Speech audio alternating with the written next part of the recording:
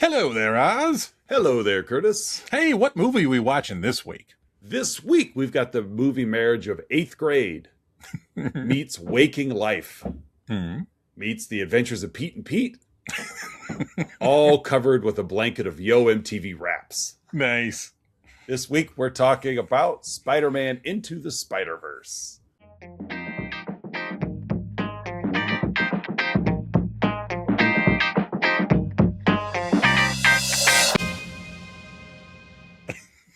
Pete and Pete, I love it.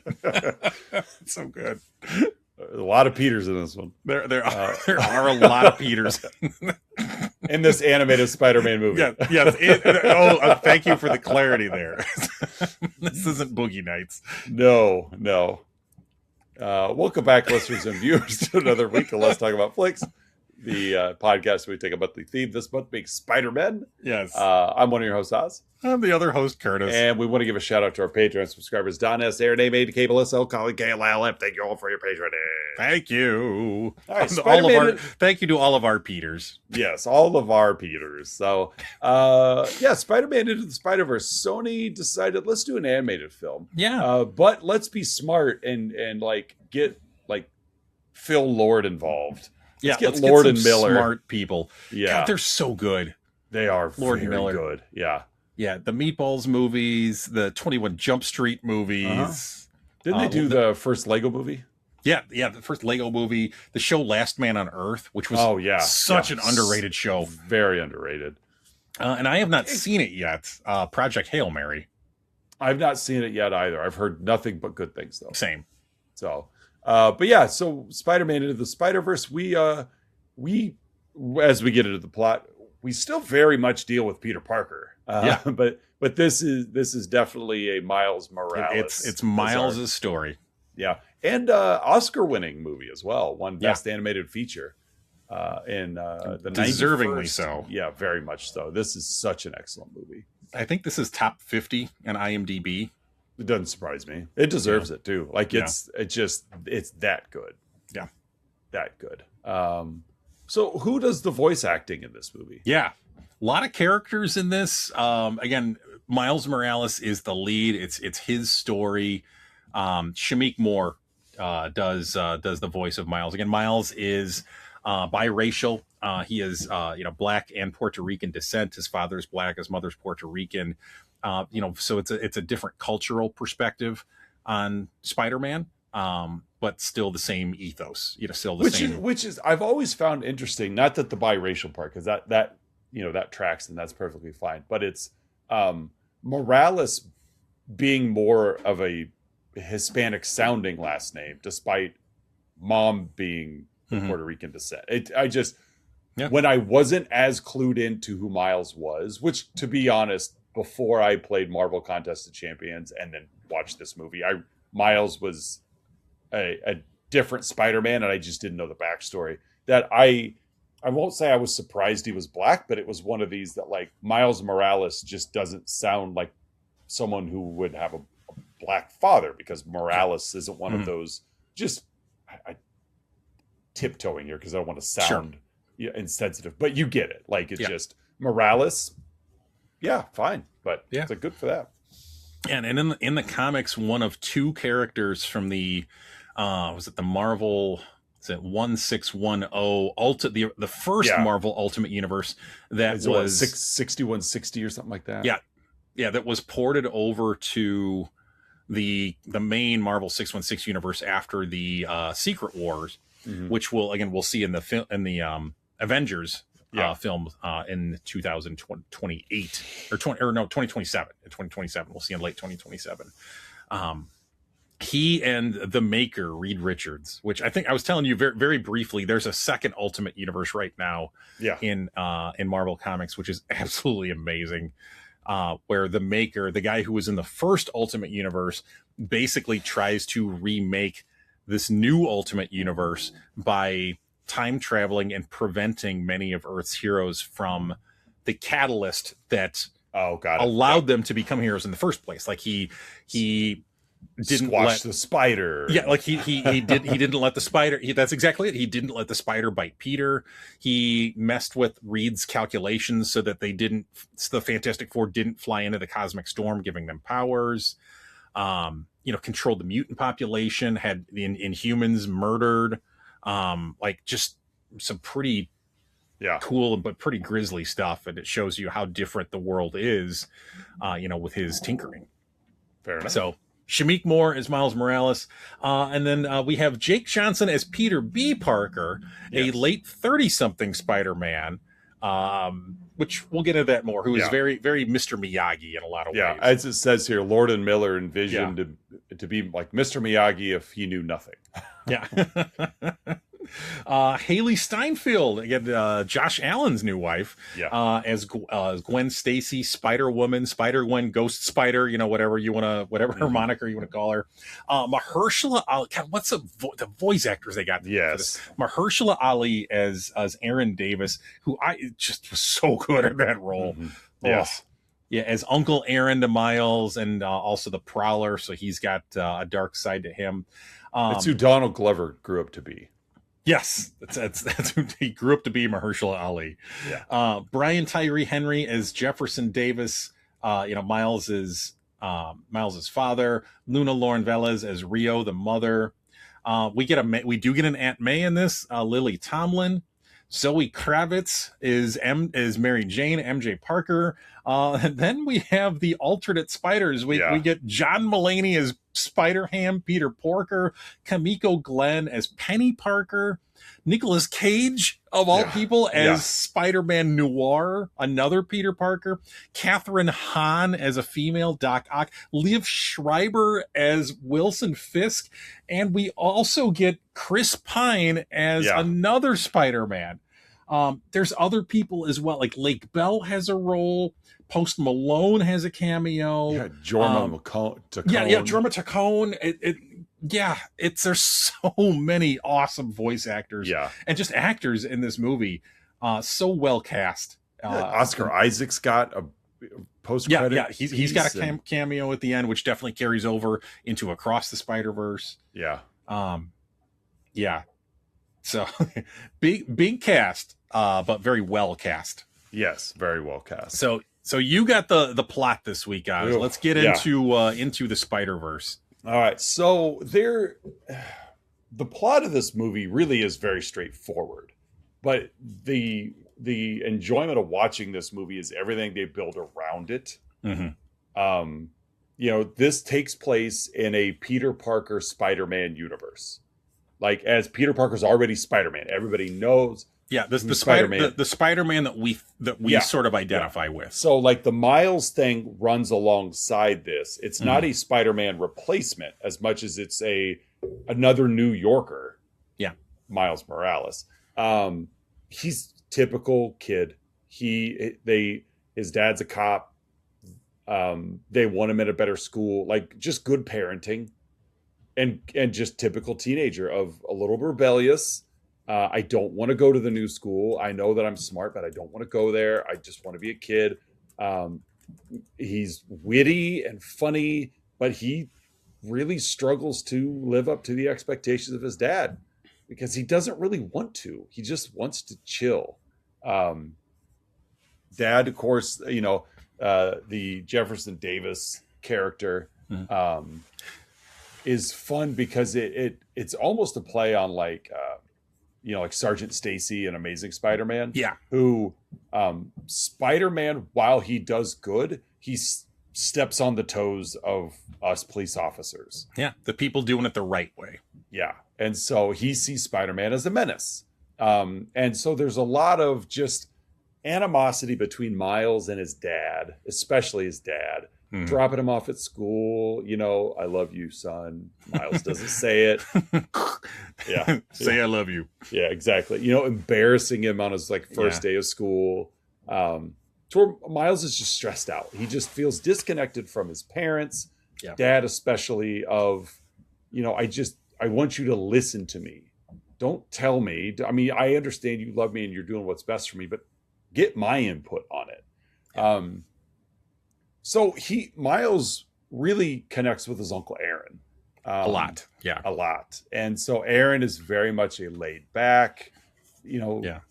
Non-judgmental. Yes, let's go tag some walls to cool off kind of thing. To no surprise, Aaron and Jefferson do not communicate. Very estranged relationship. Very much so. But Aaron, while with Miles, you could tell Aaron has a lot of respect for his dad. Oh, yeah. He loves his brother, but it's a very strained relationship. And he knows it's strained. And he, whereas, Miles' dad, I won't say he's constantly taking shots at Aaron, but he clearly doesn't think as much of Aaron as Aaron thinks of Jefferson. Yeah. So, Miles and Aaron, Aaron's like, I got just the place. Let's go tag this place. Because Miles is showing him some of his artwork. Aaron's like, let's go put that up on a wall, just to kind of cheer him up. Yeah. Because again, Miles is being dropped off at this. It's like a, it's a campus. It's a boarding school. Yeah, it's a boarding school. Thank you. So while they get all of the spray painting done and it looks beautiful and all that stuff, well, we see this, what we obviously know is a radioactive spider crawling along, and it webs itself down and lands right on Miles's hand and bites him. Again, so that's the whole Spider-Man origin with somebody not Peter. And it's kind of fun because while it bites him and it's all this dramatic and like close up, almost anime style or whatever, it's just Miles just flicks it off his wrist. Yeah, like the camera pulls back and he just kind of yeah. I got bit by a spider, whatever. But he does gain the Spider-Man powers. And so he, of course, is curious where it's coming from. He remembers being bitten by the spider. So he comes back to that station. It's like down a subway and hang a left kind of thing. Yeah. Comes back to that station to find that spider, where there he discovers Kingpin and his team have built this like super collider. Yeah. In this underground tunnel system. Kingpin has built this with the hopes of accessing parallel universes to basically abduct alternate versions of his wife and son. Yeah. Like, because his family has been killed, which is what's led to a lot of Kingpin behavior. Which he blames Spider-Man for. So he blames Spider-Man for it. So Miles comes across this this collider being built and being active. I mean, we get Green Goblin is there, which is a dragon, basically. I mean, it's this magnificent sized Green Goblin. Yeah. It's not just guy on sled. It's a monster. It's a monster. Yeah, and he's fighting Spider-Man. Yeah, Spider-Man is there. Miles is just watching all this. Peter is attempting to shut down the collider because obviously mixing with alternate universes is not a good idea. It's very dangerous. Yeah, Kingpin doesn't care because I want my family back. Green Goblin's there, Prowler's there. Everybody, everybody's fighting Spider-Man. And Spider-Man gets grabbed by Green Goblin and like shoved into this collider, which. Well, it's active. Yeah. While it's active, not good for you. No, it's not the healthiest thing to do. He kind of gets tossed aside. Spider-Man does. He's got this flash drive that he's trying to install. He's just trying to like insert it into the collider because apparently the collider will just take anything that's off the flash drive. You don't have to run. You don't got to use a mouse and actually. You don't have to click the exe file. You don't have to copy. You don't have to copy and paste. It just drag insert it from one folder to the other. Yeah, you just insert it and it'll do what it's supposed to do. Peter knows this collider inside and out. So Miles comes across this, very injured Spider-Man / Peter Parker, and he gives Miles the flash drive, and tells him like, "This is going to destroy the city." Like, and it's going to destroy everything. Like you've got to get this out of here. So before Miles is discovered, he watches Kingpin murder Spider-Man. Yeah. Like gone, done. Miles flees. And New York is very quickly notified that Peter Parker and Spider-Man are dead. Yeah. So Like his identity is revealed. right. You know, like he's a 26-year-old grad student. Yeah. So Spider-Man dead. Yeah. So now we're in a universe where there was a Peter Parker Spider-Man and is no longer. So New York has no savior. They still have a Kingpin, they still have a Green Goblin, they still have a Prowler. They just have no Spider-Man. So obviously Miles is distraught as well because he saw it happen. Yeah. And he was helpless. He couldn't intervene to prevent Spider-Man from being killed. Yeah. But Miles also knows that he himself has gained some spider-like powers. So he takes it upon himself. I have to be the new Spider-Man. I've got to save things. And in the process of trying to build up his confidence with these powers, as well as learn the powers, he ends up damaging the flash drive. Yeah. You know, the flash drive that's supposed to stop the collider and save the world. Yeah. Yeah. Oops. So Miles goes to Peter's grave because that's what you do in these movies. Yeah. You go to the grave. To mourn. Yeah. And while he's there, he comes across Peter Parker.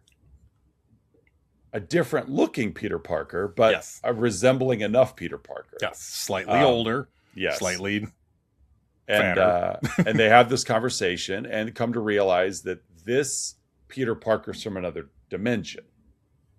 That when the collider was activated, it works. So we brought in this Peter Parker from another dimension. We get kind of the backstory here. This is I'm too dedicated to being Spider-Man. I can't have anything in my life, Peter Parker. I love how they introduce the characters in I this really movie. do too. Let's do this one last time. Yeah. As they're all like running across a building or running across a crane. Yeah. It's just a real quick cutaway, so you get a little backstory. It reminded me a lot of when we cut away and Kill Bill to the Oren Ishii like animated just we're gonna just pause temporarily. Let's use our little like Zach Morris timeout. But just we're gonna divert a little. We're gonna take this little detour to catch you up to speed and then bring you right back. And so we get this Peter's backstory, which again he was with he's with MJ, and he's too dedicated to the job. His marriage fell apart. Like it just wasn't going to happen. Yeah. May died. Yeah. Lives alone. Like you see him crying in a shower at one point. He's got nothing going for him but being Spider-Man. But he always gets back up. Yes. And that's the constant theme of all the Spider persons. They always get back up. Yeah. Perseverance and resilience. Yeah. So these two, Peter's like, you know what? Let's go to Alchemex. And we'll steal the data for a new flash drive. Like, why not? Easy peasy. It's right there on the desktop. So when they get there, they come across scientist Olivia Octavius, which turns out to be Doc Ock, obviously. A female Doc Ock. Because again, we're in a different universe. We come to realize in this movie that like every universe has a Spider-Man of some degree. And so it's kind of fun because we've just watched 3 Spider-Man movies in the last week. And knowing what they do in a future Marvel movie, which one was that they brought those together? Where all 3 of them come together? Yeah. I forget which one it was. No Way Home. Yeah. The third Tom Holland. No Way Home. Yeah. So it's like, it's fun because we've got these different universes of Spider-Man. It's just fun because it's almost like that in some ways almost feels like a live action Into the Spider-Verse. Yeah. Even in, after I was so excited watching this movie, I watched Across the Spider-Verse as well. And I forgot that they reference the MCU, which is Marvel Universe 199999. Like they reference that because Strange is kind of going across the multiverse. Yes. In the second Doctor Strange movie, and they reference the second Doctor Strange, the MCU Doctor Strange, Across the Spider-Verse. They're so much more qualified for their jobs than I would be. um, and so they're like, yeah, let's go. Let's just get the plans for the new flash drive. They're confronted by Octavius. Mm-hmm. She, of course, discovers that, wait a minute, you're Peter Parker, but you're not my Peter Parker. Yeah, because she sees him glitch. Yeah, yeah. And she detects, because she's a scientist, that you're going to die. Like, if you don't return back to your dimension, you will die from cellular decay, as they call it. And so she then turns into Doc Ock, and we get a really awesome fight scene. Yeah. While Miles kind of discovers he's got invisibility powers. Yeah, he's got the regular Spider-Man powers, but there's something different there too. Yeah. And we don't know where it comes from, and it doesn't matter. But he has invisibility powers. He just can't control them. Yeah. Because that's also very standard for young Spider-Man and their Spider-Man, learning how to be Spider-Man, learning how to make sense of the power set. So we get a pretty awesome fight scene of Peter, who knows what he's doing. He's just not very good at teaching. Yeah. And we get Miles, who doesn't have a clue what he's doing other than just run. And Doc Ock, I mean, we get this fun chase scene through a forest. Selecting a bagel. Exactly. on their way out, Peter stops for a bagel in the cafeteria. Yeah. And so it's just because, again, it's a Lord and Miller film, so it's going to be funny. Yeah. And so we get this awesome chase scene, and Peter's trying to teach him while they're trying to survive. And then just when we think they've met their match in Doc Ock, in comes Spider-Woman. Yeah. Gwen Stacy, Ghost Spider, whatever you want to call her. Yeah. She comes flying in, and we get her...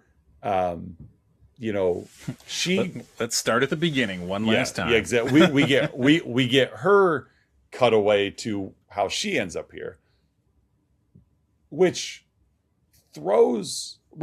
makes sense. I've kind of skipped over some stuff, as when Miles started at the school, he had a crush on this new girl, Gwen Stacy. Mm-hmm. Uncle Aaron's giving him Gwanda, yeah. So, but again, we find out through her backstory that the Gwen Stacy that Miles goes to school with is the other dimension, Spider-Woman coming here. And that was what she's supposed to do, was kind of follow Miles and see what's going on there. So it all kind of comes full circle. So the Gwen we've already met is this Gwen. It's not, unlike the Peters, which are two different Peter Parkers. Yeah. This is the same Gwen Stacy. So with her on board, they gain the upper hand on Octavius. Doc Ock loses. She returns back to the lab. Kingpin is not happy. Not happy at all, because they did get the flash drive with the data they needed. Yeah.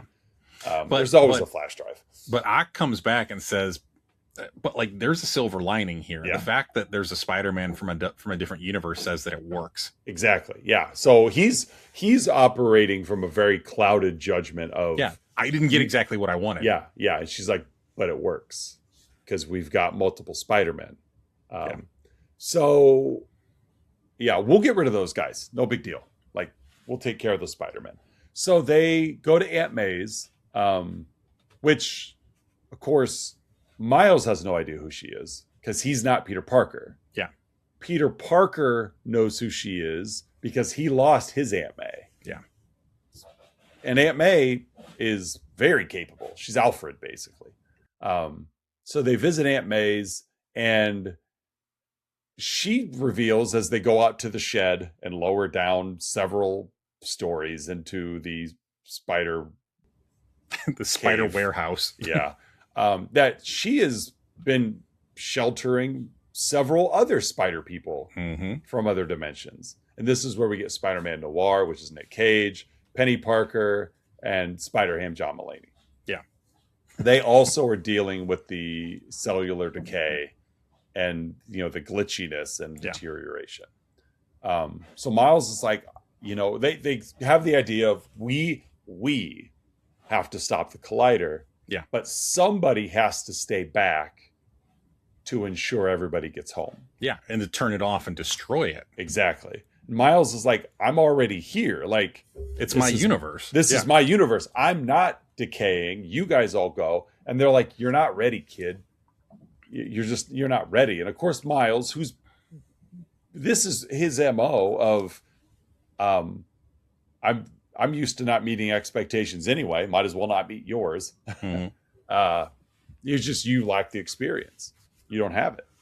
So yeah, there's a kind of a fun, but also kind of a poignant scene here where they're all down in this shelter, the spider cave, as you call it, there, where like they kind of test Miles and they kind of not beat him up, but they kind of push him around a little bit, to test his resiliency, and he struggles to get back up, and that's the one defining trait that they all share, is that you Spider-Man, Spider-Woman, you always get back up, and he struggles to.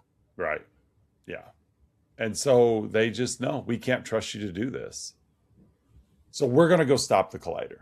Yeah. While Miles, being very upset, goes to where his comfort zone is. He goes to Uncle Aaron's. Goes to a safe place. He sneaks into Aaron's place. The Prowler is coming. He's like on the balcony. I love how terrifying they make the Prowler. Yes. And that just music cue that really drops. loud, shrill. Yeah. So Miles is in Aaron's apartment when he sees the Prowler come to the window.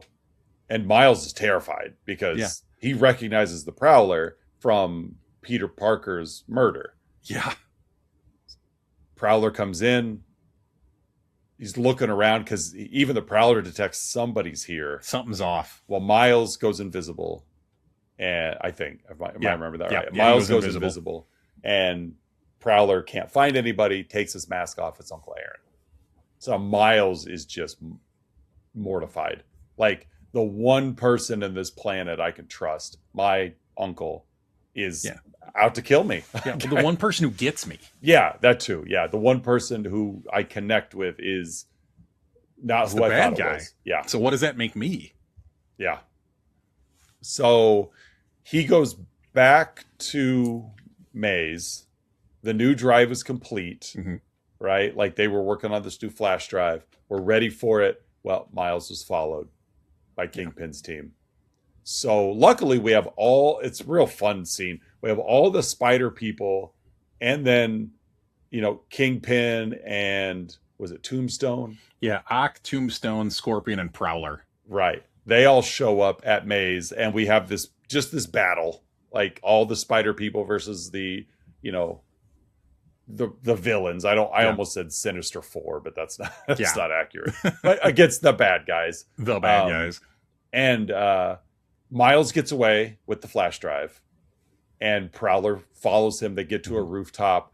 Prowler's about to kill Miles. Yeah, he is. And Miles takes his mask off and reveals that it's him, which Aaron then melts because he's like, I can't kill my nephew. Yeah. And he's in the process of letting him go.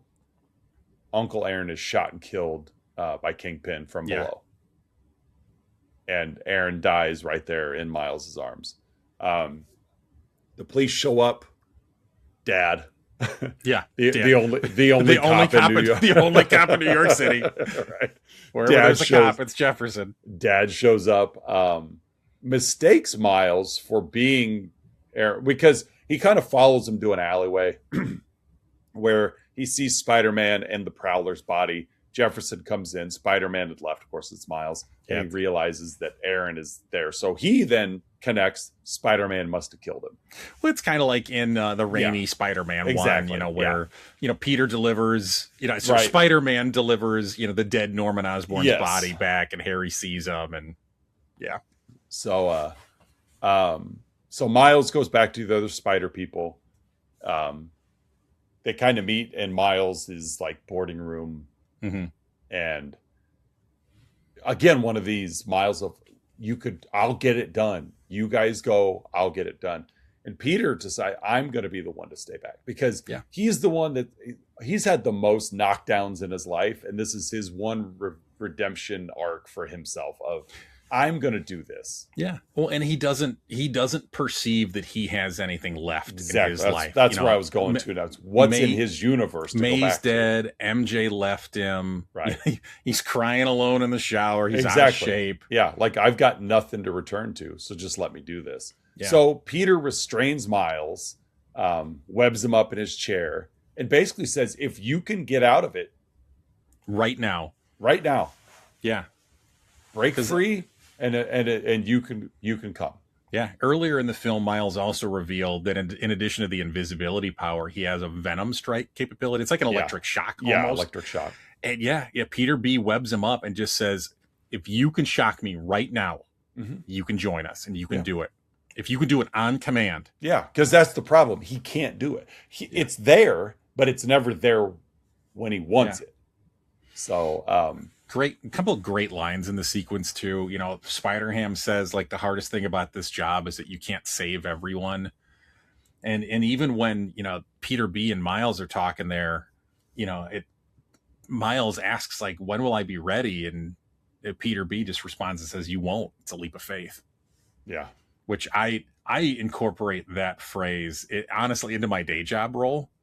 You know, as a high school, college, and career counselor, you know, it's a big leap of faith when it comes to kind of picking what you're doing next and where you're doing it. And I use a screen grab in that quote a lot. Nice. in my programming. Good for you. And so, yeah, he's just like, if you can break free, you can come with, and he can't do it. So he's webbed up in his chair while the rest of them leave to go deactivate the collider. Yeah. Well, Dad shows up at Miles. Only cop in New York City. Only cop. He shows up at Miles' door. It's essentially he's there to tell Miles the news of Aaron. Yeah. He sees Miles moving around inside. Of course, Miles I think he had his mouth web shut too. Yeah, so he couldn't answer. Yeah. So Jefferson arrives at the door, apologizes for his mistakes. Really, like, he's got this extremely heartfelt moment. Yeah. Very guilt-laden. Yeah. And he tells Miles, I believe in you. I love you. But you know, I love you. You don't have to say it, which Miles wants to at this point. But he can't because his mouth is web shut. Like, he just can't do it. But Jefferson sees him rolling around, so he knows that he's hearing him. Yeah. But Jefferson having this very vulnerable moment with his son through the door really provided the inspiration that Miles needed. It wasn't ever going to come from Peter B or any of the other Spider Gang. It had to come from his universe, and it did. Because when all's said and done, everyone else is leaving. So inspire me or not, you're not around to continue inspiring me. Yeah. So this is where we get a very quick little montage where Miles does learn to manage his powers extremely quickly. Yeah. Escapes his restraints. Quickly makes his own Spider-Man suit. It goes back to Aunt May's for Spider-Man suit. I love that sequence of when What's Up Danger is playing. Yes. And you see, you know, Miles jumping off that big skyscraper. That leap of faith. Gets me every time. Yeah. Oh yeah. It's a great marriage of music and visuals. Him coming into his own, believing in himself, filled with even resolve. If it is a little mistimed, if you think too much about it, of like, how big a hurry are you in, Miles? Yeah. Like, just gonna pit stop over here at Aunt May's and get a suit real quick. Yeah. Then I'm gonna jump off this building. Yeah. And so he meets up with the Spider Gang, and they are beyond excited to see that he's there with them. Like, he just oozes the confidence now. They see it in him. And so they, of course, are fighting again. You know, it's basically reenacting the same battle we had at Aunt May's.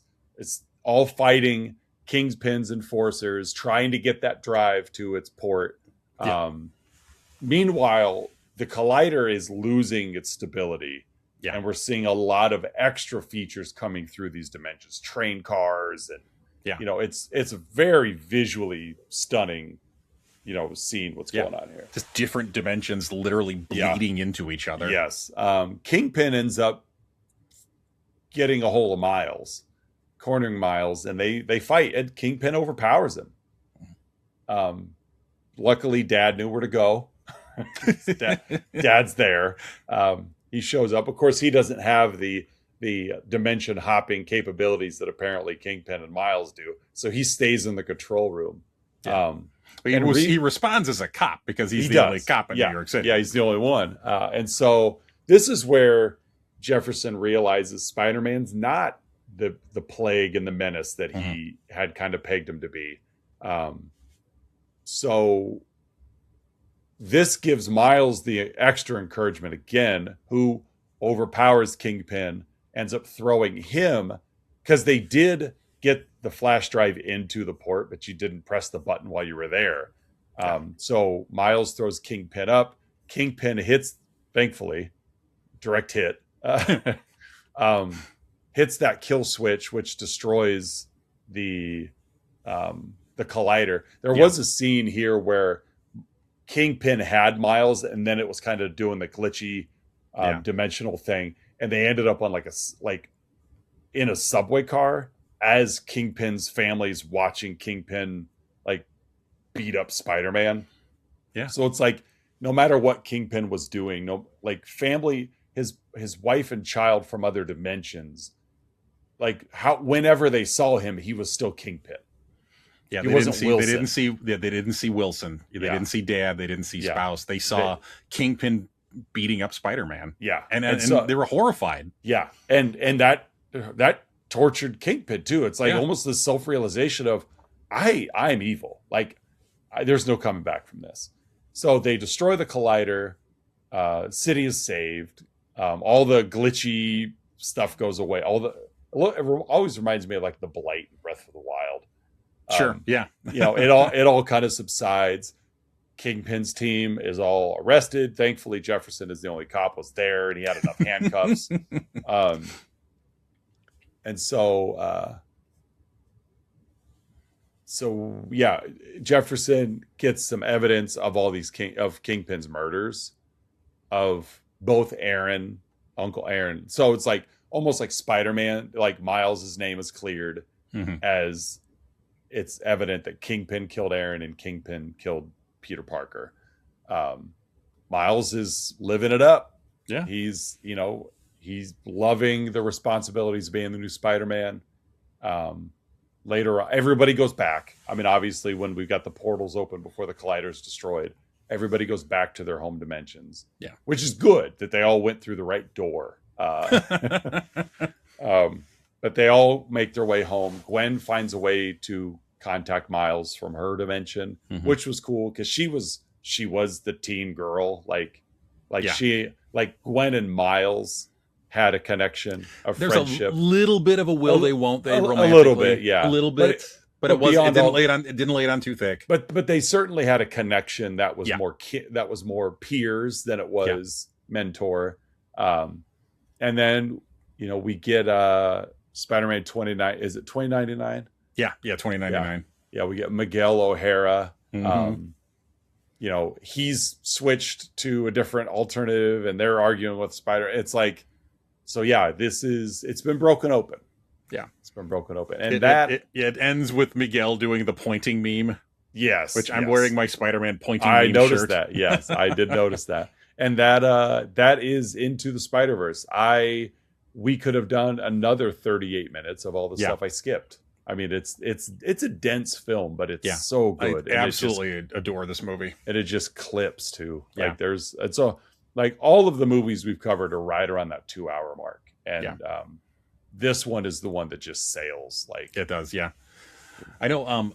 The second in the trilogy, Across the Spider-Verse, is rated slightly higher in IMDb than Into the Spider-Verse. I like Into better. It's almost kind of for the same reason that I like Spider-Man: Homecoming the best of the Tom Holland movies. If you were to say pick one of the 3 Lord of the Rings movies, I prefer Fellowship just because it's a little more about the characters than the plot. And a little more world building too. Yeah, and I just love getting to know Miles and getting to know Gwen and Peter B, and it's just learning their stories and what drives them and what they struggle with. I just so love Into the Spider-Verse. Yeah, I need to watch Across again. I've seen it a couple of times, but not enough to know it as well as I know this one. Yeah, same.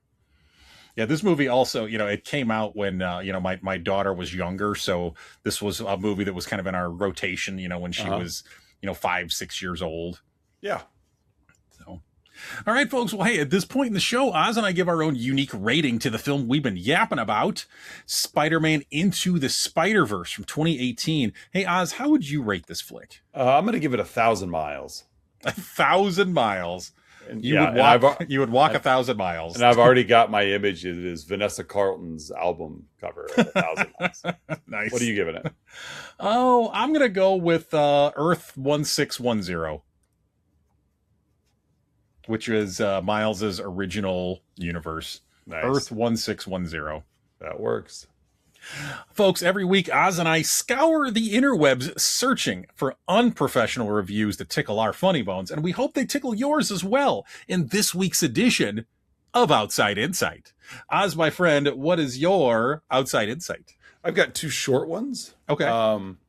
They're both bad, both half stars. Yeah. Freddy37 says, I feel like people know this isn't a good Spider-Man movie, let alone a good movie in general, but people only like it to not seem racist. That's it. That's what motivates me in most of my everyday decisions. Is just to not seem racist. Don't be racist. Don't do dumb stuff, and don't do dumb stuff, and don't do anything that makes it look like you're racist. Yeah. Have an opinion, have a public opinion that makes sure I'm not racist. Yes, so, it's okay to actually feel racist. But just don't look racist. Have racist thoughts, but don't let that out. Just don't let anybody see it or hear it. Right. Yeah, closet racism is most important. So thank you, Freddy37. It's like I don't know if you saw the image from a couple of days ago of that big white nationalist group. Oh yeah, on the subway with the black woman, the middle-aged black woman sitting there. Yeah, that's America, 2026, folks. Yeah, what I love about that image is obviously how extremely cowardice. Yeah, every single one of those men was. Yeah, like here they're there with their bros. Well, it's like, because here, and I say cowardice because here, thankfully, presumably, it didn't go terrible for that woman, other than just being extremely uncomfortable. But here's a situation where this entire bus or train, car, or whatever it was, is full of racism.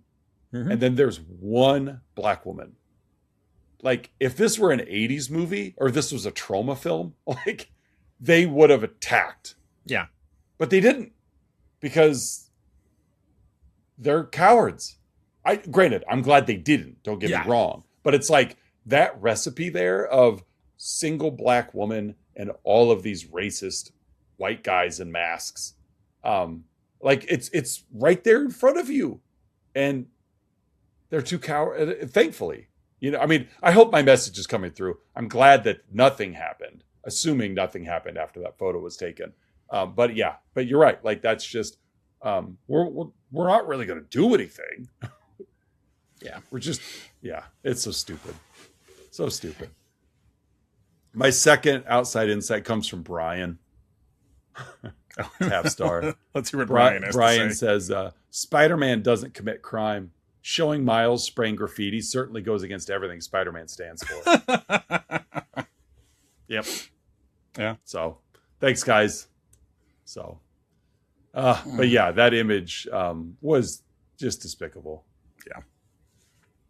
It's just like Miles spray painting. Yeah. Well, I had a week of Feel Good America of all of these foreigners posting TikTok videos of how much they love America during the World Cup. Like, oh my God, America's so polite. But again, like we've talked before, it's all major democratic cities that they're in. So of course it's going to be a safe haven for these people. You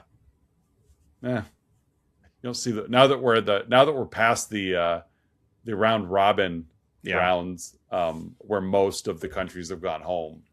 Those fun videos are few and far between. Oh, sad.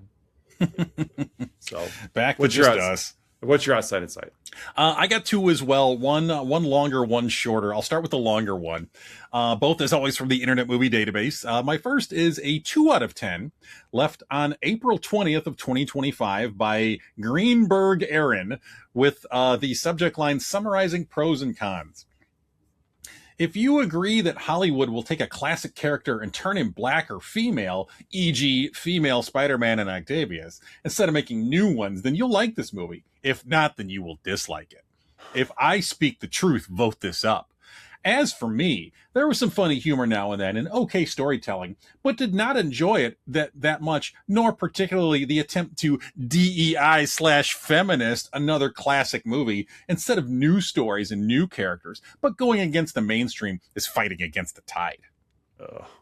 So clearly Greenberg Aaron is the real victim here. I guess so. Yeah, or Greenberg echoes of what you just shared there as well. Yeah. Apparently the point of this movie was lost on Greenberg Aaron. The other one though is a little more fun. It's an 8 out of 10, left on December 20th, 2018 by Teliahatel, and is a subject line just says 10 stars, even though it's an 8 out of 10. Best Spider-Man movie ever. It has everything they should be in a Spider-Man movie. Personally, I didn't get bored during the movie. Even me. Captain Boredom. I get bored really easily. Yeah, I didn't get bored. You don't understand. I mean, it's literally an ellipses, even, and then me in caps. Even me. I love the even me as if he's world renowned for his boredom. Even me. Teliahatel. You guys know me. World renowned for my boredom. Even me. I think we should end every sentence with even me. Even me. Even me. Yes, that's the new in bed.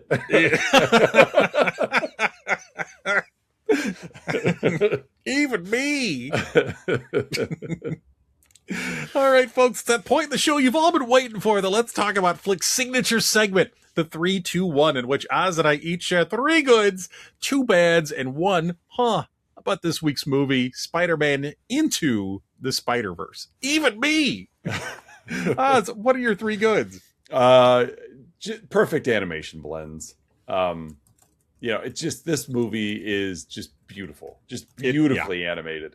And there are, and when I say the blends, it's the style of animation for Spider-Ham and for Peni Parker and for Spider, like they're just enough different animation. Yeah. And they blend so seamlessly while they're still cutting jokes about, like Spider Noir. I don't remember the joke, but it's some like to burn matches down to my fingertips. Yeah, it's but there's some line in there about like he's always in shadow. It's just so just perfect animation blends. He brings the Rubik's Cube with him back to his home dimension. There's a reason why these movies take years to finish, and it's because the heavy lifting of the animation. I really love just Miles' struggle. That we've talked in several of the Spider-Man movies that there's always a learning period. But with Miles, it wasn't so much a learning period. It was a confidence boosting period, a comfortability period with him. That was a different struggle.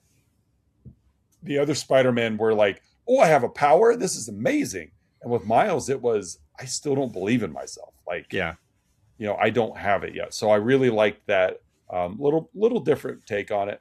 Yeah, I'll add on to that a little bit as well. One of my possible goods was earlier in the movie. It was actually before he even got it was right after he got bitten, and it's when he's walking down the hallway and you hear his inner monologue and he's sweating like, why is everybody looking at me? Why are my thoughts so loud? It's like it's very high school, developmentally, like a 15-year-old parent, like paranoia about how they're being socially perceived. Yeah.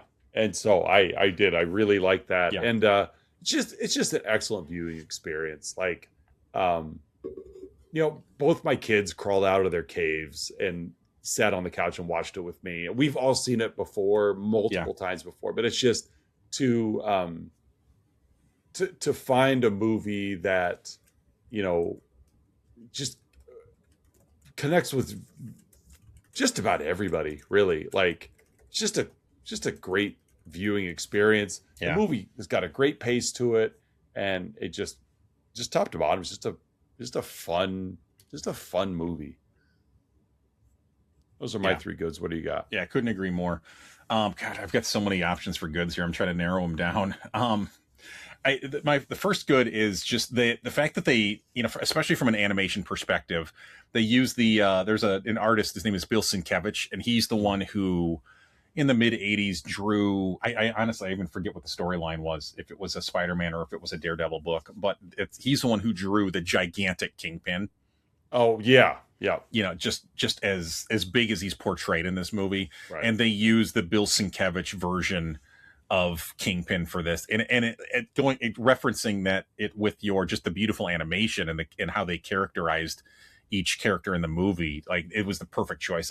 He wouldn't have been as intimidating if they just used, like, if he looked if it was like the other characters. Yeah. Human sized. Yeah. So just using the Sienkiewicz version of Kingpin was absolutely amazing. My second good is just the fact that every Spider-Man, regardless of their background or their gender or their identity, they all have the same ethos of I always get back up. Right. Like, it is absolutely Spider-Man, Spider-Woman's, every Spider-Person's defining trait is that they always get back up, and they are there to unconditionally help anyone who needs help. And just how that they could be different heroes, but they all have that shared ethos. Well, it's what spiders do. Honestly, I think spiders get a bad rap. People are afraid of them, but if you really look, that's what spiders do. They always get back up, and they're always there to help. They are. They want to catch all the bugs in your home. Hey, they want to get the mosquitoes. So yeah. And then my third good, I'm debating. I'll kind of combine a couple of goods here. Just the soundtrack, and again, I mentioned it before, so at the risk of being redundant, but I tear up when I see the "What's Up Danger" sequence of. It's overwhelming. It really is. Of Miles finally not just learning his abilities and the mastery and control, but just of him finally settling into this identity that I am capable and that I can do it. And I believe in myself. I have people who love me and who support me, family, my new friends. And it's so moving. I'll even kind of combine in there, the leap of faith sequence, that we mentioned it before when they were in his boarding room, when Miles asks, when am I going to be ready? And Peter B says, you won't, it's a leap of faith. And then that comes back, when Peter B is initially, he's like, you know what, I'm going to stick around and turn things off. And Miles insists, he like trips him and he says, no, you're not, I'm doing this. Yeah. And Peter B, we didn't get, just because there's so much plot in this movie, we didn't get too far into it. But one of the plot points with Peter B is just how down he is because of everything he's left. And, he and MJ didn't work out because one of the reasons was she wanted kids and he was hesitant. And as he got to work with Miles, there's a couple sequences where he's like, Miles, I'm so proud of you. Like, I love you, Miles. And when Miles turns that love and affection back on Peter, and, because one of the reasons Peter wanted to stick around is because he didn't want to confront MJ back in his universe. Right. And the fact of, and the possibility of being rejected again by her. And as Miles is holding Peter B over the collider about to drop him in to return him, Peter B just looks at him and says, how do I know I'm not going to screw it up all over again? Referencing MJ and his failures. And Miles just says, you won't, it's a leap of faith. Right. Flips it like, back on. Like, I'm tearing up just thinking of that moment. Like, there's just those moving sequences in here. Like, this movie is so good.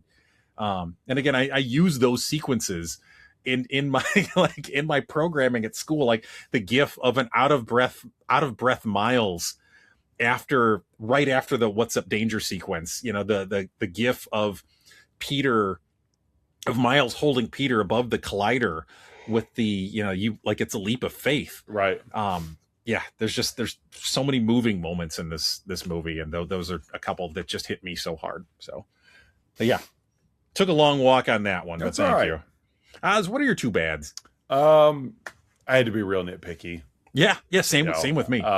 Green Goblin's size was one. Like, I like that they made him a monster, but it's not real practical when he is a gigantic monster. Yeah.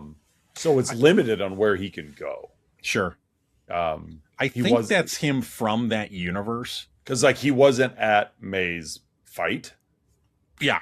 Because he couldn't be. He's bigger than the house. Like, so those little things, like, we saw him a couple of times, but ultimately he was the biggest villain of all of them. So literally.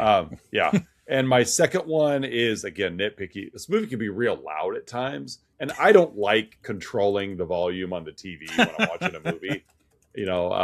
I understand loud is loud, but that's just me being nitpicky. So I hear that. Bads? My two, I get very nitpicky with this as well. Too many characters. There's a lot, yeah.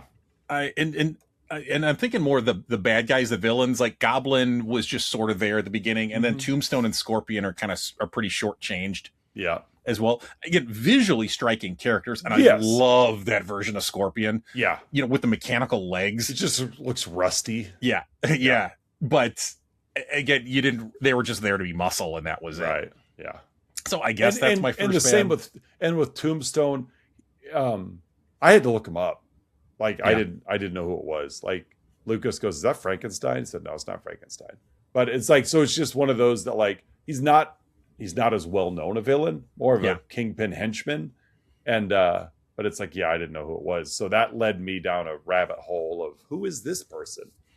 The Tombstone character is working to become the big villain in that was it the friendly neighborhood Spider-Man, the new Disney Plus animated Spider-Man show. Okay.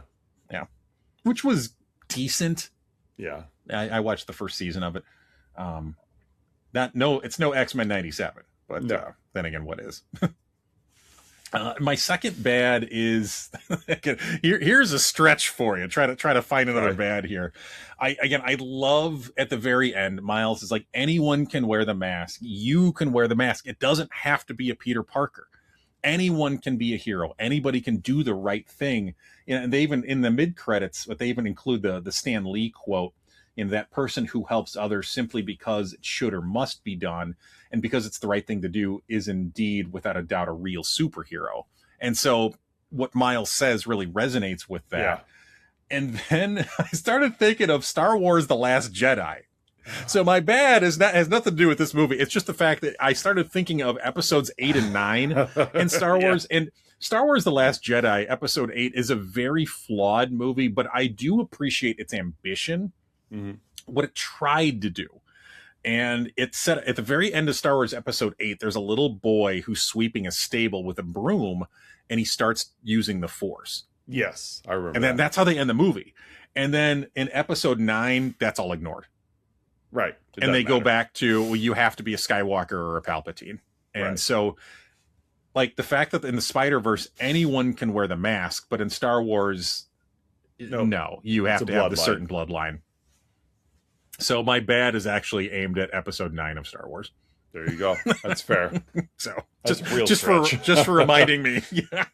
What's your bad? Or your hump. What's your hump? Yeah. Is a padlock really the only security to the spider lair? That's pretty good. That's all they do. Aunt May just goes out back and with a key and puts it in the padlock and opens the door, and then they go down and etc. But yeah, that's my huh. Yeah. So, what do you got?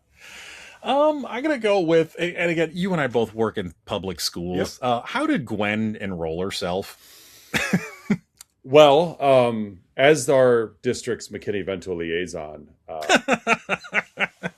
all you have to do is say that you're homeless and you can enroll. You don't have to have a parent to do it. You can enroll yourself anywhere, and the school will put you in classes that day. Yeah. That's my guess. So, okay. And that's an Illinois thing. I'm sure. Or is it federal? I forget if it's federal. I think it's federal. It is. Yeah. It took me, but it is federal. So she showed up and claimed to be homeless. Uh-huh. And she knew the federal homeless policies of our nation in our universe, and that's what she used. Pulled it right out of her hat. Very, very, very clever and resourceful. That Gwen. But no, that's a good question. How did you get yourself into that school? Mm-hmm. Yeah. All right. Good one. That's a good one. What a great movie, Oz. Yeah, it is a great movie. Let's watch another great one next week. Well, you might be thinking, folks. Well, again, in Let's Talk About Flicks, we measure time in Wednesdays because that's when we drop new episodes. And in July 2026, there just happens to be 5 Wednesdays. Yeah. But wait a second. There's only been 3 live-action Spider-Man actors. And then the animated Spider-Verse. So, like, are they going to do the TV series? But like, no, that's not a movie. That's not a movie. It's flicks. So we are going to take a stretch here. And for the last movie this month, we are going to involve the Parker family. And we are going to involve spider beings and people being bit by spiders and whatnot. Yeah. And we are going to dip our toes into Sony's attempt at a larger spider cinematic universe. And yes, folks, we are going to talk about Madam Web. Yeah. We're going there. You sound so dejected. Well, you say dip our toes into. I'd rather think that we're stepping in it. Dipping our toes is something we chose to do. I think this movie lends itself to we stepped in this. We needed a week 5, and this is just what we happened to step into. This movie might rival. Was it last month we did board games, and we did 2000 Dungeons and Dragons, which I think we've determined was the worst movie we've ever covered. Yeah, this may rival it. This may rival that. Very much so. This is something. You sound so sad at the fact that we're going to spend an hour talking about this movie. Well, I know that we'll rip on it, which it definitely deserves. This movie was bad. It was very bad. But I held true, and I did not 1.5 times it. You actually 0.5 times it. I didn't think I could get Dakota Johnson moving any slower, but I did. Just don't be dumb. This is a movie. This is a movie. It qualifies as a flicks. Yep. All right, folks. So this had next aspirations week, even. I don't even know if I can say it tried. It was something. It was something. So come back next week and join us as we dissect Madam Web. Yeah, the award-winning Madam Web. Yes, the Razzie Award-winning Madam Web. So we social media-wise, Facebook and Instagram. Always just check out the website, letstalkaboutflix.com. And for another week of Let's Talk About Flicks, I'm Oz. I'm Curtis. And we'll be back next week with Madam Web.